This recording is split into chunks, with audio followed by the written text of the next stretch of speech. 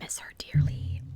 I appreciate each and every one of you for being patient with me long ago when you could hear her or see her in almost every video that I did way back when my camera was blurry and my videos were not the best quality. So thank you guys so much for being on this journey with me. And that's all I'm gonna say, because otherwise I'll just cry. Anyway, I have an unsolved case for you this evening, and I got some opinions on this case. I'm gonna try to keep my sassy remarks till the end, because sometimes they get a little out of control.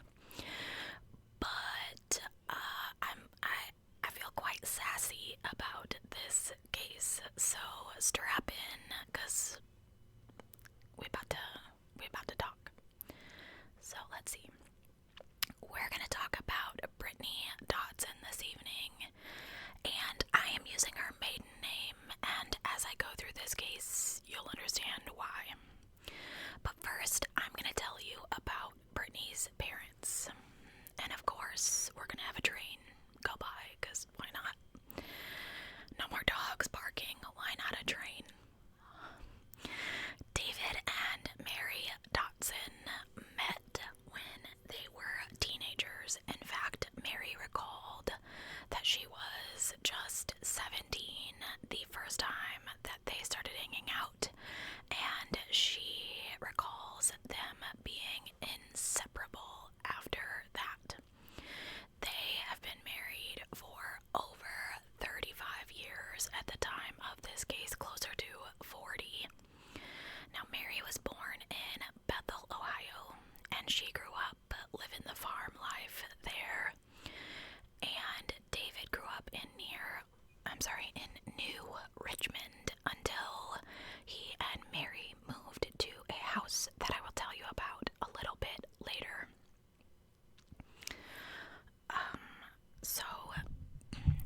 Oh goodness, I feel like you guys are so far away, but not close. Does that make sense? Anyway, so they were together a really long time before this case, and they had this wonderful family that I will tell you a little bit about. But the house that they purchased 24-ish years ago, Mary said that David looked at her one day, and he's going through this book of homes that are for sale, and he says, "Do you see anything that you like?" And Mary goes, "This one right here." She's just thinking that he's kidding, and David is like, "Okay, I'll buy that for you." And she's laughing, and she kind of brushes it off, but David did. And it is this beautiful red brick home with white trim, and they have lived there ever since. And Mary told interviewers that they loved the area. It's rural, as country as you could get. Their first child, named Josh, was born in 1987, the year that they got married. And their daughter, Brittany, who this case is about, was born May 4th of 1991. And 3 more children came after Josh and Brittany. All of them were raised with what I consider very important knowledge about how to live off of the land. They were raised on the farm. They would show animals at the fair. They would hunt. They had their own meat processing. They had their own garden. They canned. The boys liked to show cows, and Brittany got into showing little pygmy goats. They had ducks. They had chickens. And Brittany loved animals and people. Mary said she was a loving child. Brittany just loved life. She loved to get out and do things. When she was little, I raised Pomeranians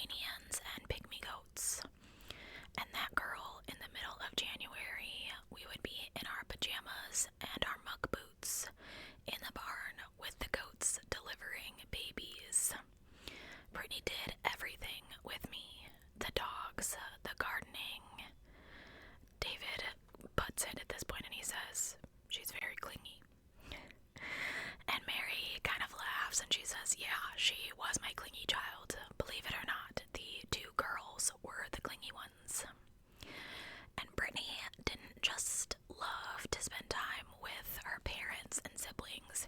She also loved her extended family, aunts, uncles, cousins. She would call everybody, all their kids and everything, and say, hey, let's get together at mom and dad's.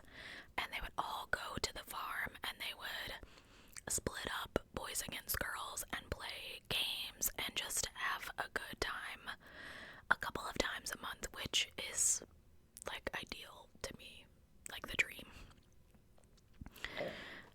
Excuse me, I don't know what that was. The Dodsons also said that they made sure that their children were at church every week. Mary taught in the back. She taught like church, like Sunday school, I guess, for the kids in the back. And she did that for years, actually, until Brittany got to be 12 or 13. And at this point, she looks at her mom and she's like, Mom, I think it's time for you to go out there and sit with Dad. I got this. I'll take over. And Mary's kind of like, oh, I don't know. You're, 13. I don't know if they'll let you. So Mary talked to the other people of the church and they had an adult sit in there with Brittany in case she needed help here or there, and Brittany just took over.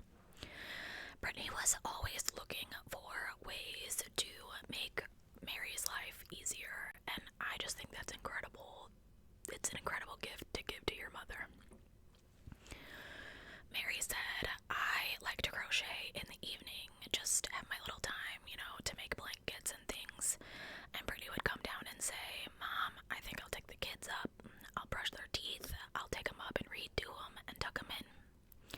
And she would tell the two little ones to kiss me goodnight. And she did this every night. This was Brittany's little routine. When Mary and David were asked what some of Brittany's favorite things to do were, David responded, go drag racing with me. He said as soon as I would load up the race cars, she was the first one in the truck to go with me. Or she loved to take the ATVs out, that kind of stuff. David said, most people like to go Black Friday shopping. Brittany was always like, Dad, let's get the four-wheelers out. We'll go somewhere and ride the quads all day. So at first it started out with just David and Brittany and Josh, her older brother.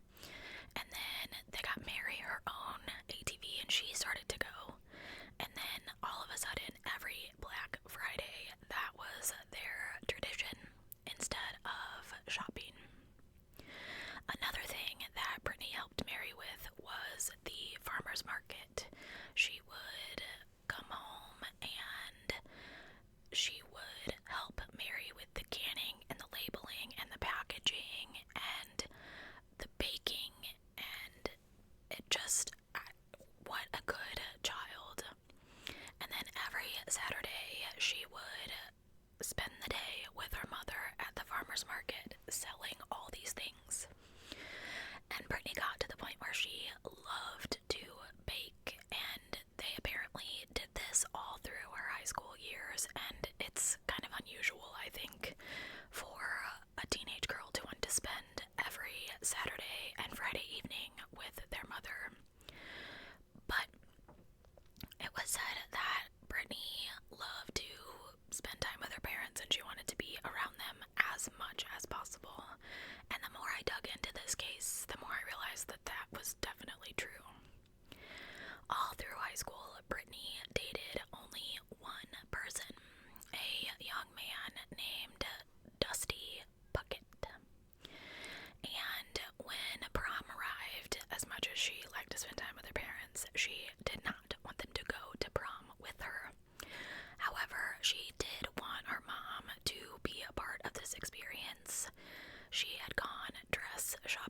she couldn't find anything that she liked. So she asked her mom to sew her prom dress and to help with Dusty's tuxedo. So she ended up in this camo and orange prom dress, and he had like a camo and orange vest. Oh goodness. So at this point, Brittany is working a part-time job at Subway after school and sometimes on the weekends. And by early 2011, there was this guy that started to hang out at her place of work. He really wanted to go on a date with her, and she said, "No, I have a boyfriend." And she told her mom that she kind of felt like she was almost being stalked by this guy because he kept coming in and flirting with her. And Brittany stayed loyal to Dusty for several months after the first time that she met Shane, even though Shane would frequently come into the Subway and flirt with her. But she didn't flirt back with him until she and Dusty broke up. David recalled the memory of Brittany and Dusty breaking up kind of fondly, and I myself laughed at it as well, because he said the night that Brittany and Dusty broke up, they were out in the driveway, and Dusty was on Brittany's cell phone plan because they'd been together forever. So they were kind of arguing about it a little bit, and Dusty's like, "Well, I'm keeping the phone." And Brittany says, "No, you're not." And she grabs this cell phone out of his hand, and I'm imagining it's a flip phone or like one of those razor phones, and she snaps it in half and says, "I told you that you're not gonna keep my phone." And David says he doesn't know exactly what happened, but he thinks that Dusty like tried to grab her arm or whatever, and Brittany just drew back and blacked Dusty's eye and was like, "You're not gonna touch me like that." Which, good for her. However, violence is not the answer, but good for her for sticking up for herself. I mean, if he legitimately tried to grab her, then she had every right to do that. So, not long after Brittany and Dusty's breakup, she began to date Shane. At the time, she is 20 years old, and Shane is 18 years her senior. So he is 38. Now Brittany is just getting started with her life, so she has no kids of her own, and Shane already has 2 from a previous marriage. And David said when she brought Shane home to meet her parents, because of course their approval was quite important, he kind of made a joke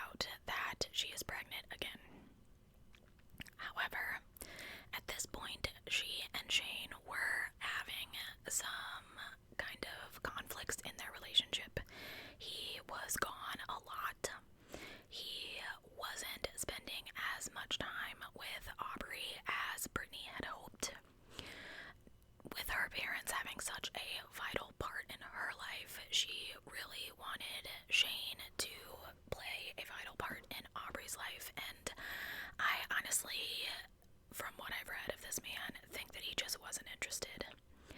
So when Brittany found out she was pregnant again, she did not tell Shane right away because they were fighting, and she knew that he did not want any more children.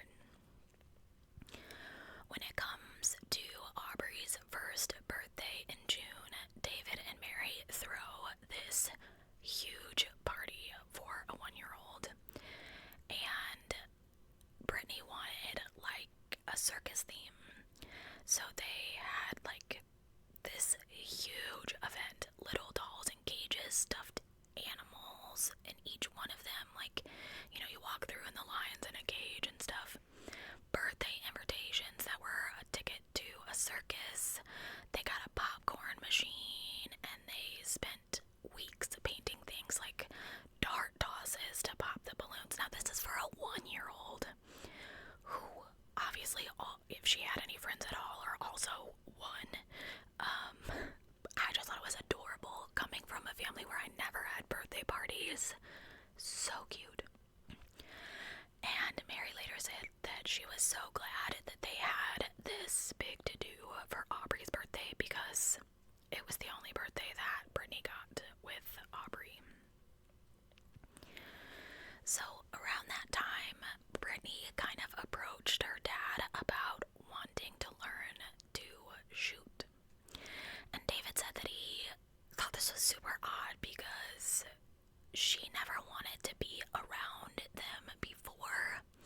And remember, this is a family that is hunting and packing and processing their own meat and stuff like that. And David sort of stated that he was the kind of person that if you were on the side of the road, he would stop and help you. And Brittany was more cautious. She would kind of say, just go somewhere and call for help. Don't stop, because you never know what you're getting into. And Mary relates that while David did agree to teach Brittany, Brittany was still saying that she was having quite a bit of conflict in her marriage. And at one point, she sits down with her parents and she calls Shane on speakerphone so that they can hear him. And she talks to Shane and she's like, you don't have to spend time with me, but at least if you would spend some time with your daughter. She needs to get to know her dad. And you could hear him like talking to people in the background, and you could hear the phone kind of get muffled and the people's voices kind of fade as though he stuck the phone in his pocket or chucked it away or something strange. So hearing Shane's reaction at this point, Mary and David are quite frustrated, and when Shane tells Brittany, look, just come get your stuff, get Aubrey's stuff, and get out, I'll pay you child support, Mary and David kind of encourage this, and Brittany's like, no, let me talk to him, because he still doesn't know that she's pregnant, and she's far enough along at this point to know what she's having, but he wasn't home so much that he hadn't even noticed she was pregnant yet. So Brittany says, alright mom, I'm gonna take Aubrey and I'm gonna go home and I'm gonna tell him that he's gonna be paying child support on 2 kids. And she tells her parents that she knows he's not gonna be happy because he didn't want any more kids. So Brittany heads home with Aubrey, and as predicted, when she tells Shane that she is pregnant, he is quite unhappy, and the two of them get into a huge fight, which included Shane basically saying that he was going to go off himself, and Brittany is ridiculously upset. She's distraught and hyperventilating, and she calls Mary and she's like, Mom, what am I gonna do? And first Mary's like, okay, you have to calm down because you have to worry about that baby. You getting all distraught and upset is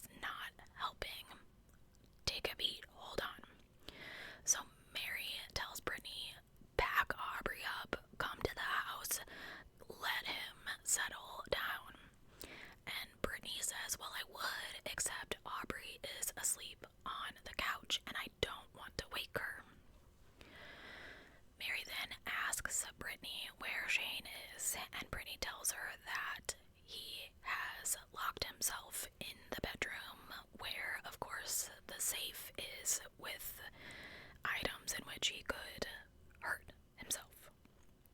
I don't want to say it because YouTube is so sensitive. So Mary and Brittany are on the phone making plans for Brittany to come over there when Mary hears a door open. She hears Shane speak some, and she asks Brittany what's going on, and Brittany says he's leaving to go to his mom's, and Mary encourages her daughter to let him go. Brittany eventually calms down enough that she gets off of the phone with her mother, but she did not sleep much that night. The following morning, Mary gets another phone call from Brittany, and Brittany says, "I'm coming over." And she kind of lowers her voice, and she's like, "Shane's here, and he's coming with me." So Brittany and Shane show up at the Dodsons with little Aubrey in tow, and Mary recalls that Shane goes into the den and gets on the computer while she and Brittany are in the kitchen working on some tasks and chatting quietly. And Brittany looks at her mom and she's like, "Mom, this is so strange." And she says, "Last night it was the end of the world. He didn't want a kid, the whole 9 yards. And this morning, it's like a light switch has been flipped. He's talking baby names and all of this." And she tells her mom, "I am not comfortable with the way that this man is acting." And Mary relates that she tells Brittany to be careful because she also feels like something is not right with Shane. So Mary and Brittany are in the kitchen working on some of the homesteading things, baking and things like that. And David walks over to where Shane is on the computer, and he kind of strikes up a conversation, and he asks Shane, what he's looking at. And Shane says, "I'm looking to buy a new motorcycle." And David Dodson tells Shane, "Boy, you've got your prerogatives all wrong. You have another baby coming. You gotta handle that and raise your family. More motorcycles can come later." I guess because he already had like 1 or 2 of them. And Shane kind of gets huffy with David, and he's like, "Mark my words, by next summer I'll have a new Harley." So I'm not quite sure how the rest of the day went at the Dodson's house, but I imagine it was kind of tense. So the following Wednesday was August 28th of 2013, and it just so happened that it is David's 49th birthday, and they had planned like this dinner celebration at their house, and Brittany calls her mom early that day and says, "We'll be over later for Dad's birthday," and they had baked him a cake and the whole 9 yards. So Brittany tells Mary that she has to go to Shane's mom's house so that she could use their computer because the speakers on the computer at David and Mary's house were not working, and that she was going to fill out some paperwork to apply for a job. And she spoke to her mom as she chatted all the way to Shane's mom's house. And she tells her mom, "I'm pulling in the driveway. I'll be there after I'm done here." And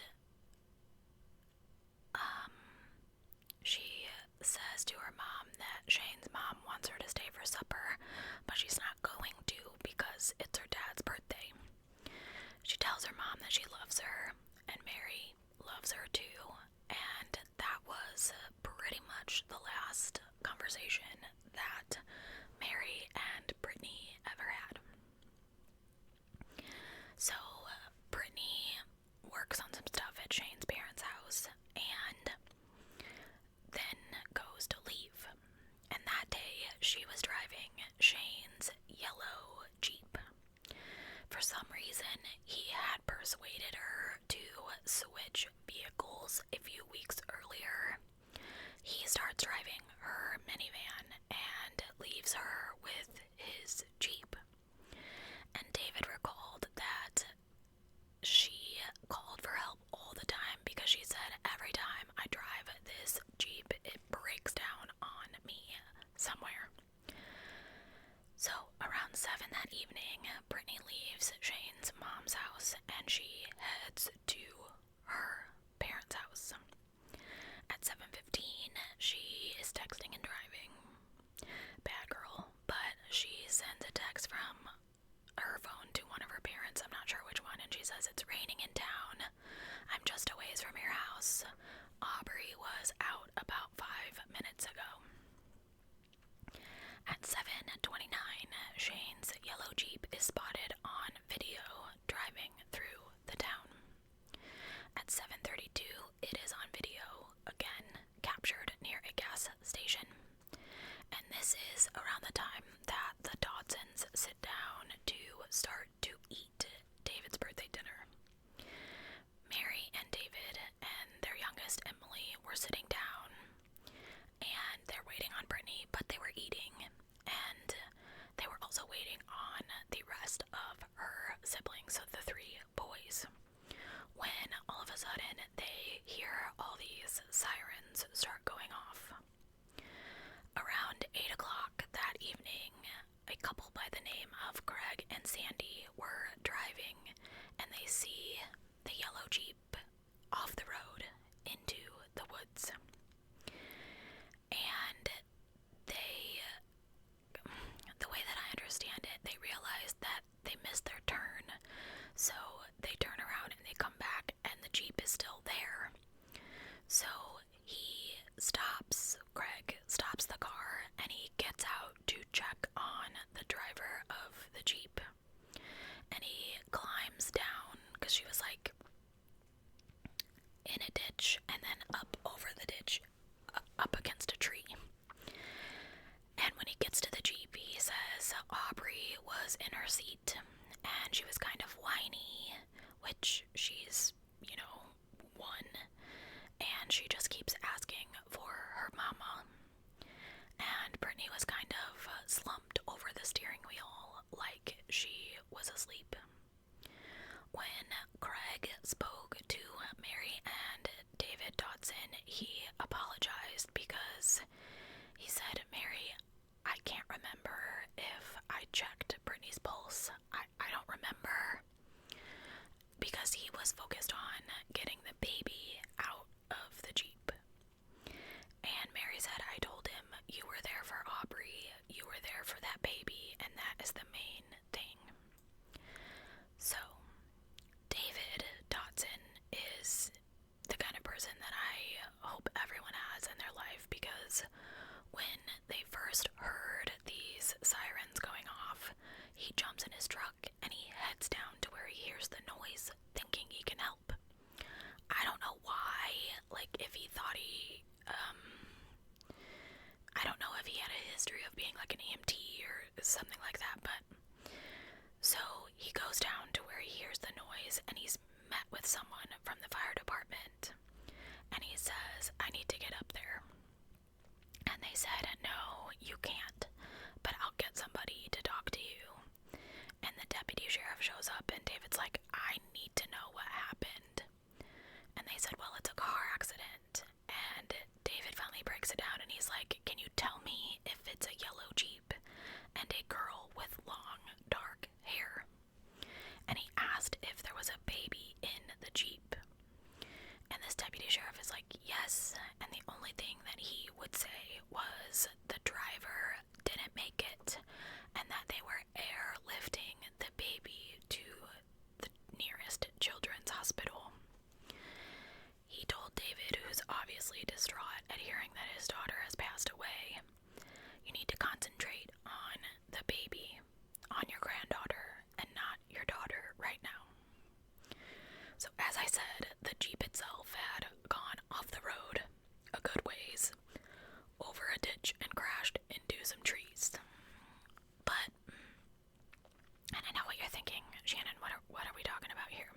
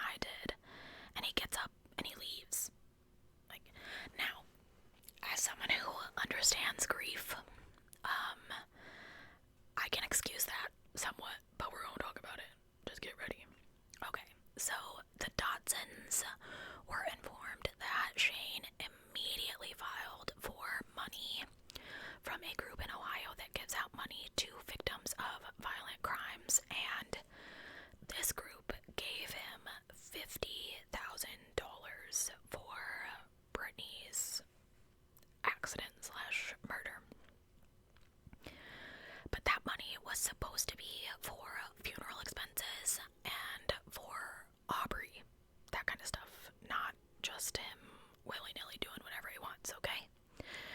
But by the time that he gets all of this money, the Dodsons had already paid for Brittany's funeral and purchased a plot in the cemetery.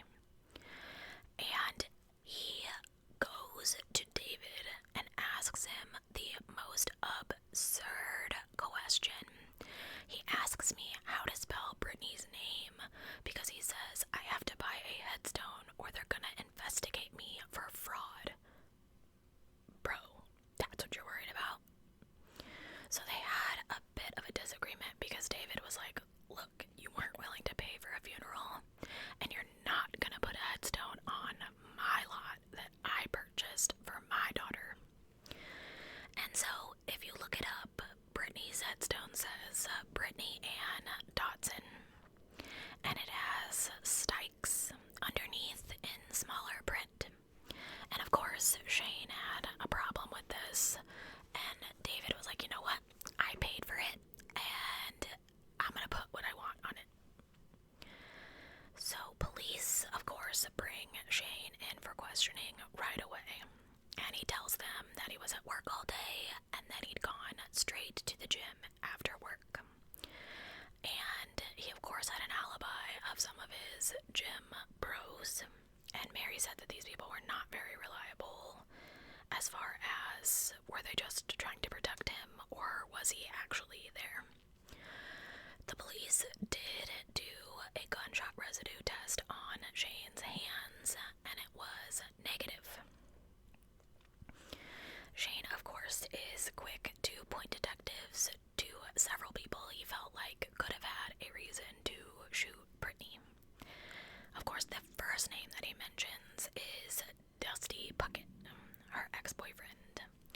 The police report states that Shane said he didn't know who could do this other than Dusty because Dusty was her ex-boyfriend and he could never get over the fact that they broke up. And Mary thought that this was a load of BS because Dusty was her high school sweetheart and he was actually away at college at the time and he was nowhere close enough to hurt Brittany. So then Shane's like, okay, well, maybe somebody was targeting me and not Brittany because she was in my Jeep at the time and maybe they shot the wrong person. He advised that he had made a lot of people angry over the years and he did owe some people money. And he had a rocky past before he met Brittany, but he'd been on the straight and narrow for the last 10 years or so. So there was another incident that happened earlier that same day that I'm going to tell you about because it's part of the theories in this case. Shane and Brittany lived on Chicken Hollow Road in Ripley, Ohio at the time. It is described as a long, winding, narrow road. And the morning that Brittany was killed, she was involved in an incident on that road that some people describe as road rage. It's a one-lane road, and there's a creek on one side, like a drop-off and a creek, you know, and then there's a rock wall on the other. So if you're trying to get out of somebody's way and you're not far enough over, people get upset. And Mary recalled that someone had gotten upset with Brittany that day and flipped her off or something. Now, mind you, she's driving this Jeep that's not actually her Jeep, that she's probably not that familiar with driving. And while she did usually drive a minivan, still, she probably didn't want to hurt Shane's Jeep. So she probably wasn't riding as close to the wall as she would have been in her own car. That's just my thoughts on it. So the case goes a little cold until June of 2015 when the Brown County Sheriff's Office gets a lead. Sheriff's Deputy Sheriff Carl Smith said that he felt like an arrest was coming very soon in the case. He said that, of course, there was still investigating to do, but it was a promising lead. And I don't think so.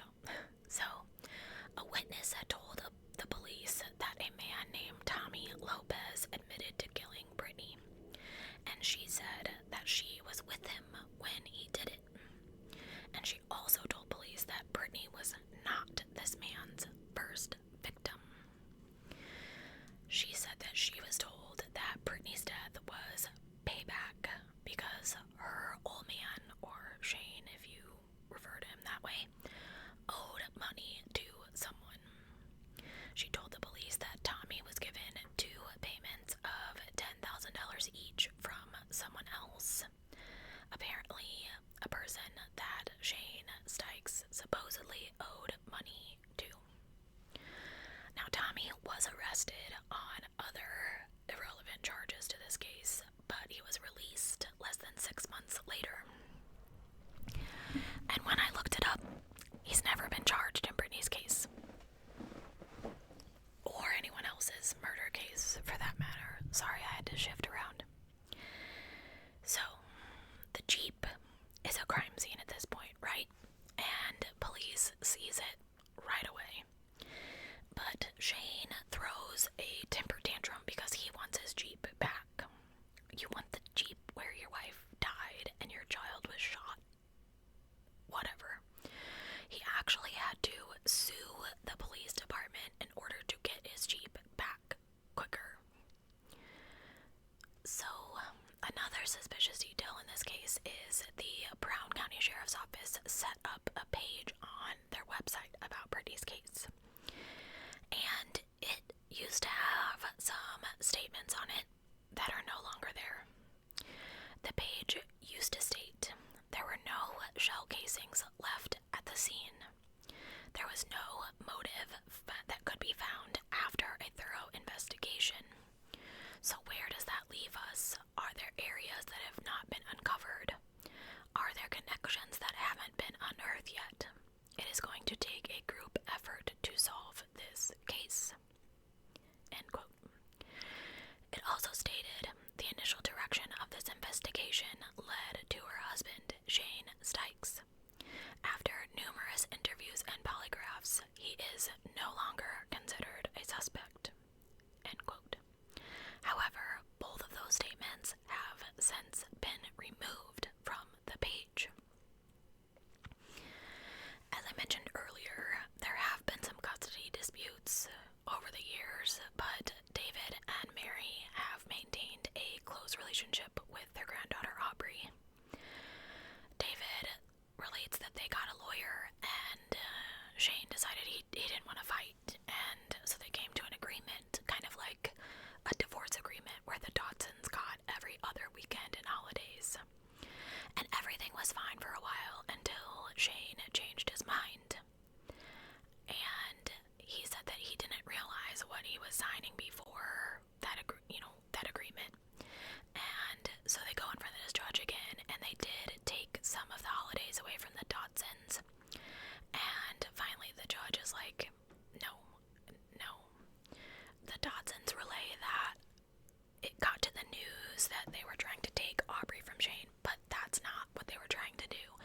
They just wanted to spend time with her. David and Mary still visit Brittany's crash site often, and David in fact said that people used to tease him because he would get a Monster energy drink, Brittany liked the blue ones, and a bag of donuts, and he would drive up there and leave them for her, which I would not laugh at him about. So let's talk about the theories in this case. As I said, investigators say that nobody has been officially ruled out, and no one has ever been charged in any sort of connection to this case. So there are 5 main theories in this case, and the first, and the one that Brittany's parents believe, is that Shane Stikes himself did this. He admittedly had his own rocky past. He had a history of being controlling, and he was really upset when Brittany told him that she was pregnant.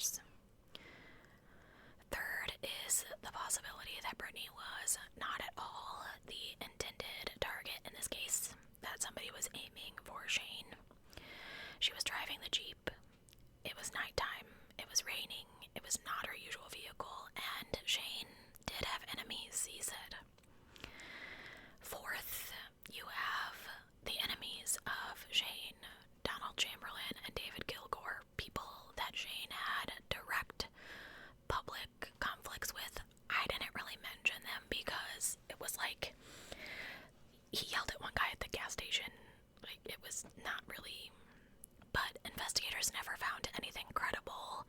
They were both questioned and polygraphed, and they were not linked.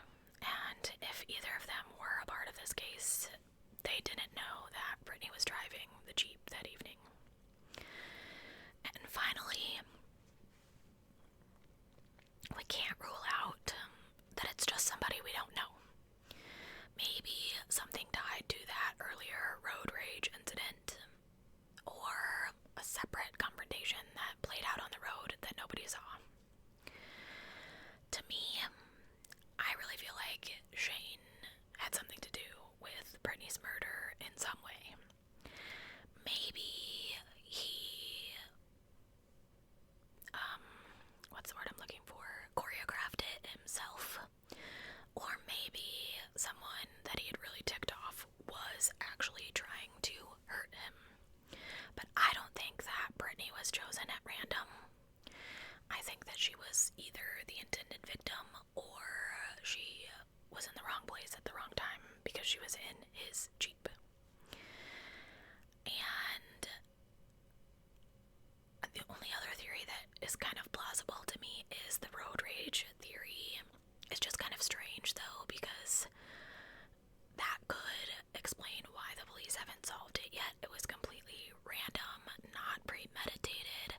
However, I feel like somebody would have said something about something by now. It is hard to believe that Shane would have orchestrated, that's the word I was looking for earlier, this, because he would have to have had been so furious at Britney that he was willing to hurt his own children, both of his own children. And sure, yes, that's possible because he didn't want any more kids.